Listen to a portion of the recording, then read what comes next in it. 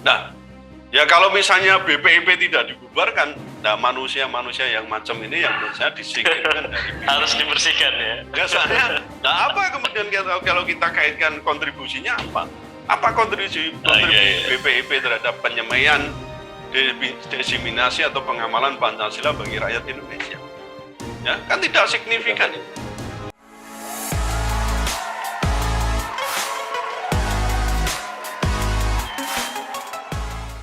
Bismillahirrahmanirrahim. Assalamualaikum warahmatullahi wabarakatuh, Puan dan Tuan.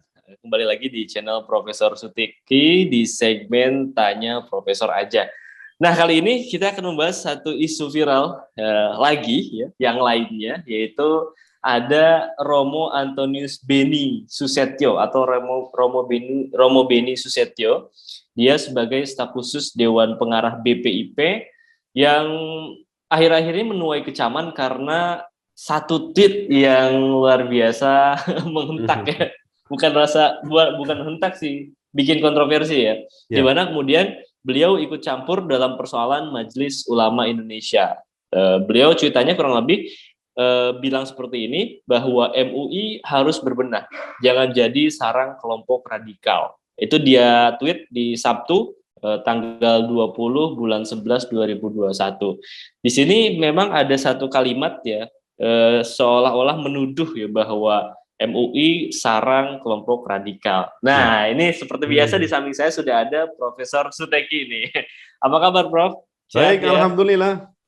Alhamdulillah. Iya, pasti gemes nih ya bicara tweet ini nih. Gemes. Oke. Ya.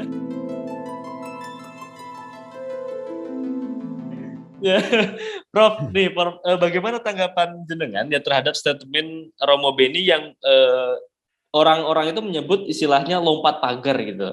Gimana, Prof, itu? Ya, baik. Assalamualaikum warahmatullahi wabarakatuh, saudara sekalian dan Mas Al. Waalaikumsalam warahmatullahi. Saya mulai dari pemikiran begini ya. Jadi trial by the press itu memang tampaknya tidak dapat diragukan lagi, itu telah melanda dunia hukum dan politik kita. Itu sebenarnya kejam ya. Dan anehnya, hampir semua di antara kita itu menikmati kebrutalan ini. Ini brutal dan kejam ya.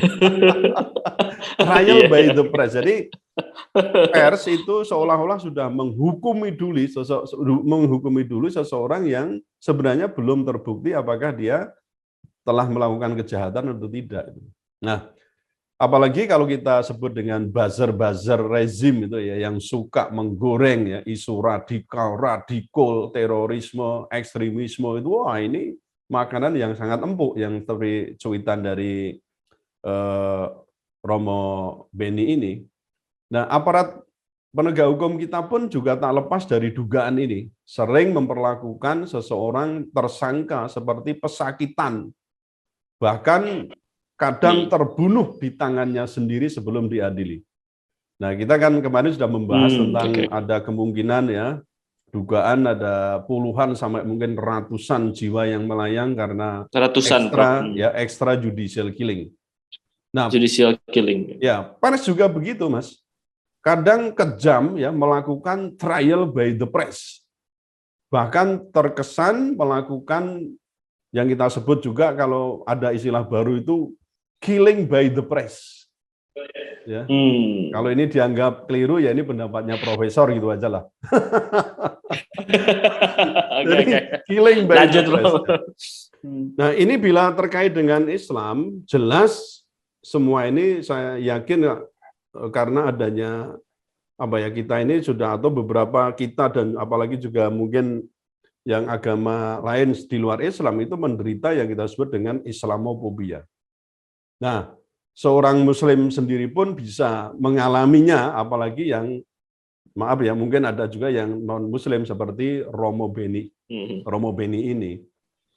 Jadi meskipun kita juga tahu ya, banyak di antara mereka sendiri juga mencela ya apa yang dicuitkan oleh Romo Beni ini, dan tapi apakah itu settingan apa tidak, saya tidak tahulah ya, karena kadang-kadang persoalan di luar itu memang kadang sulit untuk kita terka, Mas. ini settingan apa tidak, betul, benar betul. apa tidak. Tapi kita Iya, iya. juga patut curiga ya, apa sih sebenarnya yang terjadi kalau misalnya kita itu jujur terhadap fenomena atau fakta yang sedang dihadapi oleh kelompok lain. Ini kadang-kadang kan ya kayak apa istilahnya itu Mas, flying victim gitu ya, playing victim gitu ya, Oke. playing victim gitu lah. Oke. Nah, kebencian itu kadang-kadang justru menyeruak ya, bukan kasih yang sering digembar-gemborkan itu di mana-mana dan di sepanjang masa. Mereka pun bisa lompat pagar atau kita sebut dengan offside. Nah, saya bertanya, pantaskah cuitan macam itu dilontarkan oleh seorang Romo yang sekaligus juga kita ketahui sebagai petinggi BPIP? Nah, menurut saya kan itu sama sekali tidak pantas. Karena apa? Karena cuitan itu justru berpotensi menimbulkan permusuhan baik internal umat Islam maupun dengan umat non-Islam, dalam hal ini dengan umat Nasrani.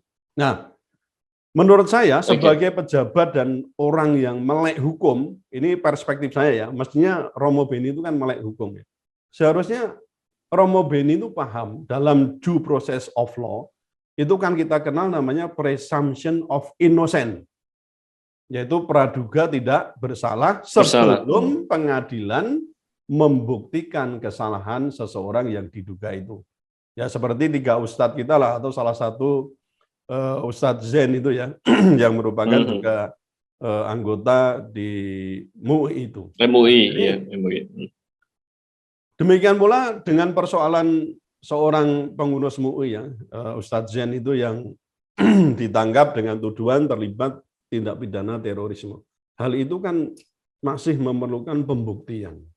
Maka kita sebut tadi, itu mesti berlaku asas praduga tidak bersalah. Tidak bersalah. Nah, di kalangan umat Islam banyak yang menyesalkan juga kan tindakan Densus 88 itu yang dinilai overacting. Tapi kemarin sudah kita bahas bahwa memang untuk tindak pidana extraordinary namanya terorisme itu ada hal-hal khusus yang dalam tanda kutip itu dilakukan ya secara extrajudicial, extraordinary juga.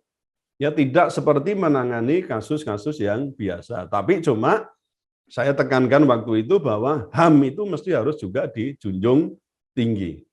Nah, jadi terkait dengan lompat pagarnya itu memang saya sayangkan, mestinya dia tidak perlu ya sebagai, apalagi kalau nggak salah dia juga sebagai anggota wali gereja ya di Indonesia itu ya. Iya. Juga anggota BPIP, dan itu saya kira sangat disayangkan dia menyatakan pernyataan yang menurut saya itu sudah offside atau lompat pagar. Offside. Oke, menarik. Iya, Prof. Terakhir kan saya pantau itu pertama tweetnya itu udah hilang ya. Tweetnya itu udah hilang, kemudian akunnya juga dihapus kayaknya atau gimana, saya nggak tahu. Hilang tuh ya. Karena mungkin pressure dari netizen cukup tinggi ya. Tapi ingin saya tanyakan,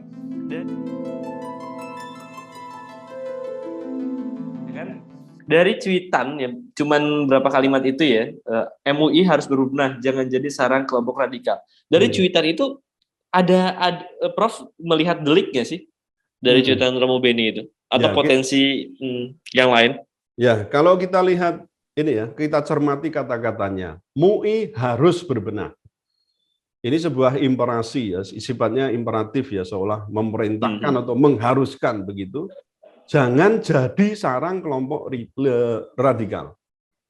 Kalimat ini menurut saya sudah seolah menghukumi ya, terkesan kuat menghukumi MUI sebagai sarang kelompok radikal. Loh, ini kelompok loh, bukan hanya sarang orang radikal, tapi sudah ngomong kelompok radikal. Berarti bukan hanya satu orang kan ini tuduhannya. Ini lebih berat lagi, ini bukan hanya misalnya beda kalau misalnya jangan jadi sarang orang radikal. Itu hanya satu. Tapi sudah kelompok, berarti sudah tuduhannya lebih besar, yang lebih berat di situ. Nah, MUI oleh Densus, maksudnya salah satu anggota MUI ya, yang kemarin kan ditangkap ya, kita sudah tahu itu sebagai terduga tindak pidana terorisme, jelas kita sudah melihat beritanya dan faktanya memang demikian. Nah, terkait yang tadi Mas tanyakan itu, kalau kita berkaca pada kasus pencemaran nama baik yang dilakukan oleh Gus Nur ya terhadap NU, ingat ya waktu itu. Oke. Nah, Betul. Gus Nur kan akhirnya juga dipidana. Nah, mestinya cuitan Romo Beni itu juga bisa dikategorikan sebagai pencemaran nama baik. Atau mungkin fitnah yang melanggar KUHP serta bisa juga kita hubungkan dengan pelanggaran Undang-Undang ITE. Ya, yang dalam hal ini apa? Melakukan penyebaran informasi berdasarkan sara yang ditujukan untuk apa? Menimbulkan kebencian. Atau mungkin juga bisa kita dapat menilainya cuitan itu juga melanggar pasal 156 Kitab Undang-Undang Hukum Pidana terkait dengan persoalan penodaan atau penistaan agama. Jadi artinya potensi pidana itu ada ya? Ada dan cukup ya. besar Tadi ya. Saya lihat misalnya dari Undang-Undang ITE itu bisa nanti pasal 27 ya ayat 3 Undang-Undang ITE, kemudian pasal 45 Undang-Undang ITE, kemudian juga tadi saya sebut pasal 156 Kitab Undang-Undang Hukum Pidana yang berbunyi barang siapa di muka umum menyatakan perasaan permusuhan, kebencian atau penghinaan terhadap suatu atau beberapa golongan, ini kan berarti kelompok ini, rakyat Indonesia diancam dengan pidana penjara paling lama 4 tahun atau pidana denda paling banyak Rp4.500. Nah, ini berarti dari pasal-pasal yang tadi saya sampaikan itu bisa kita jerat kalau kita mau gitu loh ya. Tapi tapi harus aduan ya. Berarti deliknya harus ini delik aduan ini Mas, ya delik aduan ini. Ya. Tapi yang 156 ini kayaknya bukan delik aduan ini delik biasa sebenarnya. Yaitu barang siapa di muka umum menyatakan perasaan permusuhan, kebencian atau penghinaan terhadap suatu atau beberapa golongan rakyat Indonesia diancam dengan pidana. Ini pidananya penjara ya, paling lama 4 tahun atau denda paling banyak Rp4.500. Nah, kalau kita mau bisa aja itu penistaan ada ya terhadap kelompok radikal loh coba. Iya, betul. Ini kalau mau loh kan kita mengenal namanya industri hukum. Industri berapa kali saya itu, dengar ini. Iya, yang pidana bisa diperdatakan, yang perdata bisa dipidanakan, yang salah bisa dibuat benar, yang benar bisa dibuat salah, tergantung siapa yang pegang kekuasaan. Ini maaf ya, ini kata-kata saya agak kurang ajar ini, tapi Pak Mahfud sendiri mengatakan bahwa kita ini sekarang ada namanya industri hukum kok. Bisa dicari-cari ya, Prof ya. Iya, pasal-pasalnya. Tapi kalau Prof, di pihak rezim atau penguasa, saya yakin itu ya aman ya. Oke, Prof. Tapi sedikit bergeser dari ranah hukum ya, kita bicara tentang moral dan etik nih, Prof. Ya. Ya. Bagaimana tanggapan jenengan soal posisinya sebagai Dewan Pengarah BPIP yang mana ya digaji negara, ya, digaji rakyat, ya. Namun membuat polemik nih. Apa yang harus kemudian apakah kita harus mencontoh atau gimana? Ya. Jadi kalau menurut saya ikut campur tangan itu ya seorang tokoh keuskupan Katolik Roma sebenarnya yang sekaligus juga menjadi petinggi BPIP itu jelas menurut saya itu tidak pantas, ya tidak pantas campur tangannya terhadap keberadaan MUI. Itu kan kemudian maka akan mempertegas orang kalau tagar dulu ya tagar bubarkan MUI itu bisa jadi trending terus dan mungkin malah desakannya lebih kuat gitu dengan cuitan seperti itu. Betul. Romo Beni itu kan di BPIP dan seolah-olah kan merasa, wah saya ini Pancasilais, harus ini bagaimana tanggapan saya terhadap radikal-radikul yang selama ini dimusuhi. Tapi cuitan itu justru apa? Justru berpotensi untuk membuat onar dan juga adu domba anak bangsa. Yang tadi sudah saya singgung, apakah itu antar umat Islam sendiri atau mungkin umat Islam dengan kelompok Nasrani. Nah, kan bahkan ada kan yang menyatakan bahwa akhirnya kan minir juga nih terhadap BPIP. BPIP itu cuitan-cuitan kita lihat itu makan gaji buta tanpa kerja bermakna bagi rakyat banyak kan itu kan.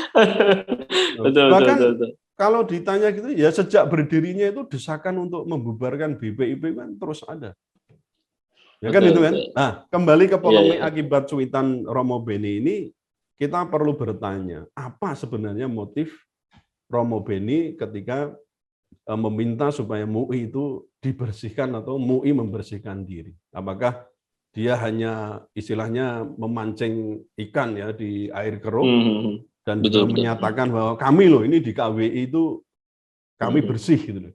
Kan bisa aja menyatakan Iya, sebaliknya iya. kan itu apa ya pernyataan yang bisa membenarkan sebaliknya MUI dibandingin dengan KWI. Ya kan? Nah, Iya, iya, itu betul. akhirnya kan juga apakah yang dibersihkan cuma MUI, tetapi KWI-nya itu dinilai sebagai sesuatu yang bersih. Nah, kalau kita kaitkan dengan BPIP tadi, apakah juga tidak mungkin BPIP yang dibersihkan dari orang-orang yang justru menimbulkan masalah Polemik ya. kontraproduktif dengan misi BPIP yang seharusnya merangkul semua orang, tidak Oke. offset, kan itu kan? Tidak, Hmm. justru itu menyatakan diri sebagai perbuatan yang saya kira itu justru intoleran. Oke. Oke, Prof, saya lebih jauh nih karena jenengan juga posisinya menjadi bagian mungkin pengajar Pancasila yang Ya. cukup lama ya. Ya, 24 tahun. Yang betul 24 tahun itu cukup waktu yang nggak sebentar ya. Betul. Nah, tapi dari cuitan Romo Beni yang kemudian banyak dari cuitan itu kemudian sempat juga trending tuh Prof. Hashtag bubarkan BPIP. Ya. Nah, itu menurut Prof. Suteki ini yang sudah lama ya benar-benar berkecimpung di dunia Pancasila, pendidikan dan yang lainnya. Yang ingin saya tanyakan itu sebetulnya BPIP itu kan baru, Prof. Ya. Tapi menurut jenengan itu penting apa enggak sih? Penting dan efektif apa enggak sih gitu? Waduh, pertanyaannya ini bikin pusing juga ini ya. Nah, tapi sejak dibentuk ya, saya waktu bicara di ILC itu kan sudah saya serukan bahwa lebih baik BPIP dibubarkan. Itu saya terang-terangan di ILC ya di TV One. Alasannya apa? Di samping lembaga yang ini saya katakan redundant. Saya akan menyebut ini redundant, jadi muspro ya, istilahnya orang Jawa, jadi percuma. Karena apa? Kalau bicara tentang penyemaian, lalu diseminasi atau istilahnya apalah sosialisasi tentang Pancasila atau mungkin 4 pilar negara itu ya, negara bangsa itu saya kira cukup saya katakan diwakilkan atau dilaksanakan di semua jenjang pendidikan kita, baik yang formal maupun non formal kan itu. Yang formal misalnya mulai dari PAUD bisa, lalu pendidikan dasar, lalu ada pendidikan menengah, tinggi, atas, tinggi, semua bisa. Dan itu sampai sekarang masih diberikan, Mas. Iya. Itu.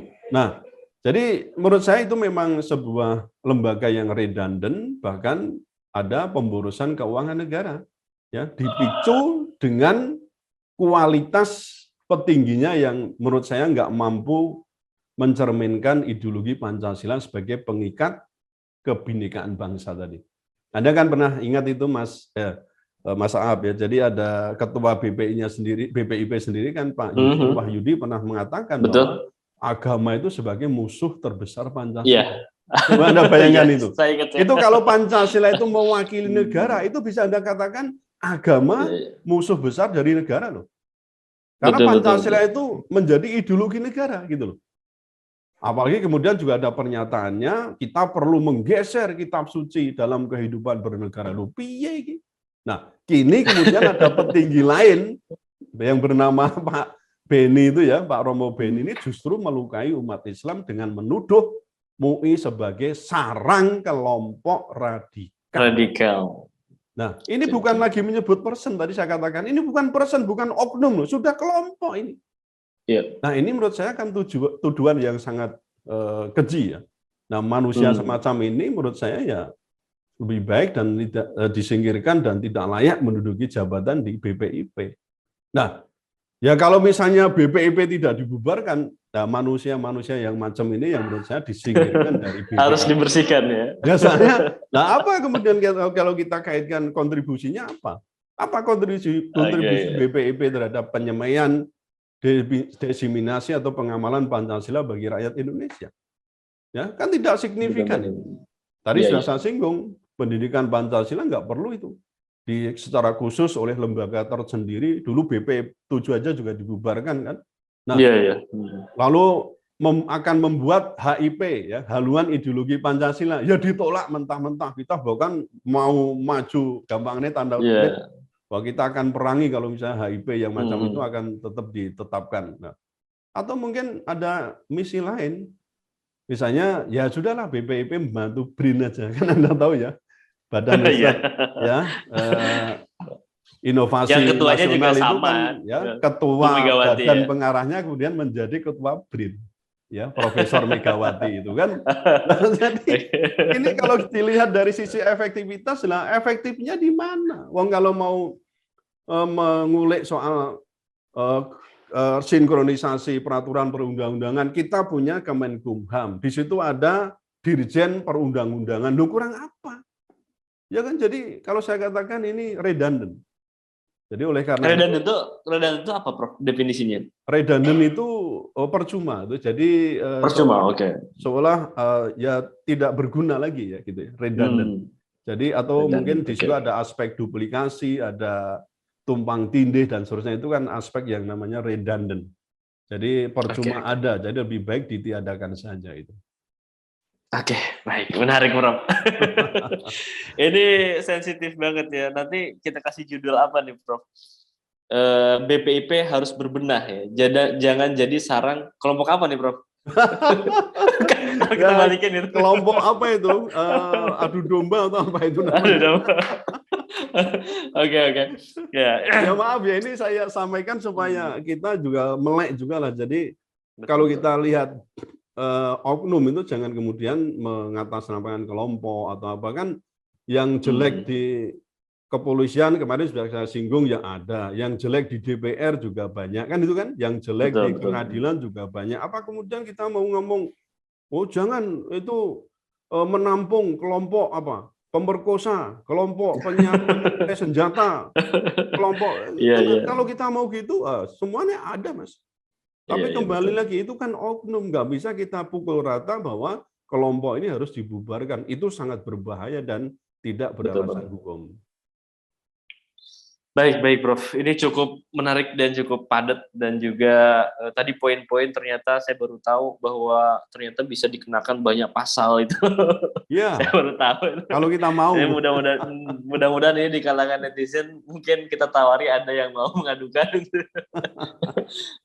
Baik, yang pasti alhamdulillah sudah ya pembahasan kita tentang satu cuitan yang kontroversial, sampai-sampai cuitan ini mengharuskan tweetnya itu dihapus dan juga akunnya juga hilang. Wah, ini kan menarik. Tweetnya dihapus, akunnya hilang. Ada apa ini? Kalau benar mestinya nggak akan menghapus akunnya. Betul banget.